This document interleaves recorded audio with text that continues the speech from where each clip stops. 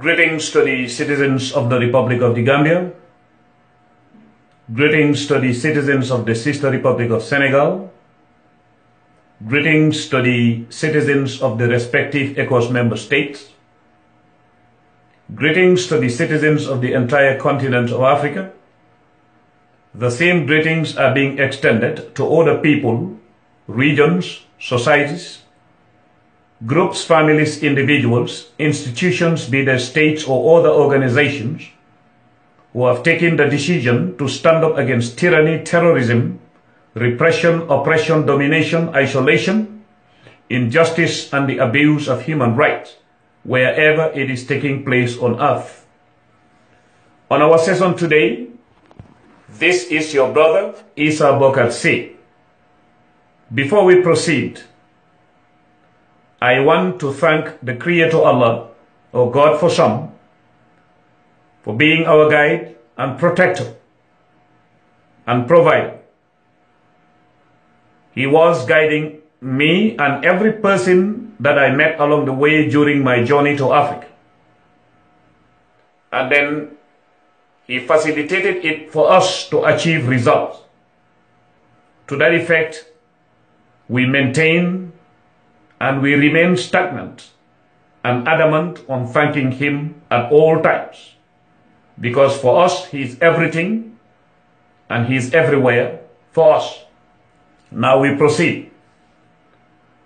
On our program today, we have two items to analyze. The first one, the theme is this: facts before solutions. Dynamics within geopolitics and geostrategies are seen here to be marching with time.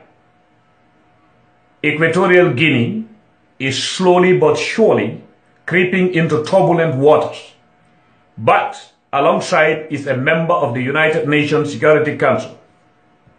Why is Equatorial Guinea's case important for us Gambians? Strategically, Banjul is versus time and chances, where emotions and pretensions should remain at the rear. Theodore Obiang, son of the current leader of Equatorial Guinea and host of former President of the Republic of the Gambia, Yahya AJJ Jammeh, is in the courts of Paris, which coincides with Equatorial Guinea being a member of the United Nations Security Council. If this is not a cause for concern for any Gambian, professional, politician, or whoever, then definitely you should revisit your inner feelings.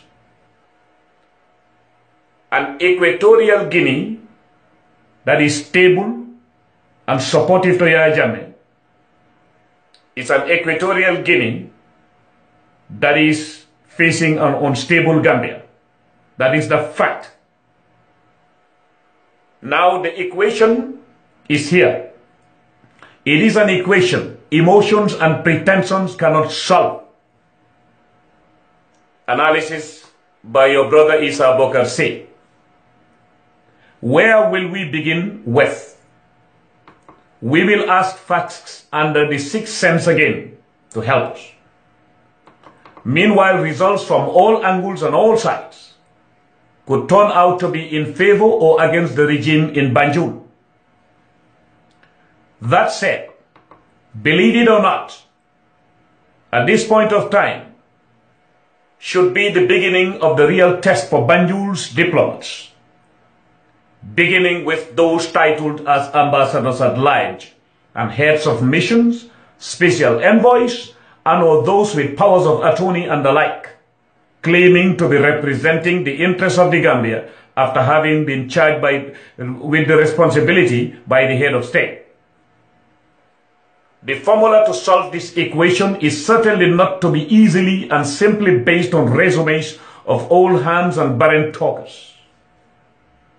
What remains now is for them to enhance what is within the invisible structure of geostrategies. What do I mean by that? I mean to enhance the positive side or the expected side where performance is the task that lies ahead of them. My dear brothers and sisters, having a degree or being close to higher is not the same as competence. Let me tell you this now. Equatorial Guinea is equally part of the equation to resolve certain things for Banjul. But it is unfortunate that emotions are still guiding some of us. There are two in this case, and these are the challenges, which are human rights and economic crimes.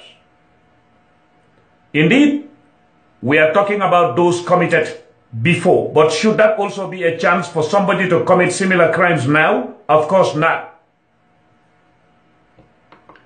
Now, human rights and economic crimes,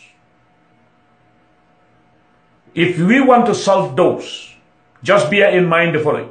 Do not think knowing books or being mesmerized by or with so-called seasoned old hands is the encyclopedia of solutions, Banjul. No, it is not. Look here, my friends. I have a serious advice for State House and the Ministry of Foreign Affairs. To begin with, whether one listens or not, that is not my concern. My concern is for people to know that competence cannot be omitted where capacity building is expected. Now, combining all of us Gambians, including professionals, critics, and analysts, we must learn to listen to each other. And the advice is this one. Never ever judge Equatorial Guinea through Yahya Jammeh's case and coil back like a millipede. Of course, never underrate Yahya Jammeh also in all these as well. I swear to Allah, there are things you will never be able to handle emotionally, like it or not. Those are things you must resolve with others. Stop the personal judgments and open up to all. Who are the others I'm referring to here? Sincerely speaking, those I am referring to are people, some in Banjul are yet to hear from, or are people not within their list of favored lambs. Ask Yahya Jammeh about professional advices and signals in the past, particularly those he did not want to listen to because they were not pleasing. He did not listen, but Allah vindicated those who spoke and wrote. Remember, the same Allah who was here to guide us through, to judge between us and Yahya, is still here. Once again, let me say this. Banjul, don't think that anyone who advises you or visits Banjul there needs a job. That is a joke. Are you serious?